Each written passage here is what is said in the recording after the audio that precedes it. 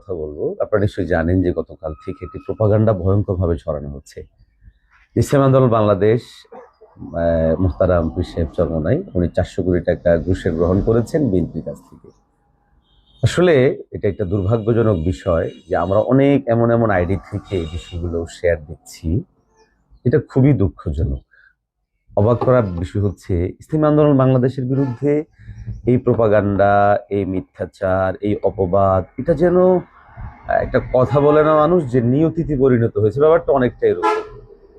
যখন কিছুদিন যাবৎ জামাত সহ সমঝোতার আলাপ চলছিল, তখন কিছু মানুষ ছড়িয়েছিল যে জামাত থেকে মনে হয় ইসলামী আন্দোলন বাংলাদেশ টাকা খেয়েছে।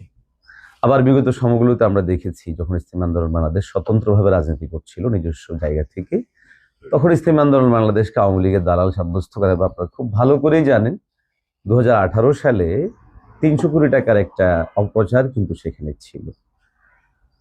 আমি প্রথমত যে সমস্ত প্রচারকারী ভাইয়েরা এটা অপপ্রচার করছেন আপনাদের প্রতি উদাত্ত আহ্বান জানাবো, আল্লাহকে ভয় করুন।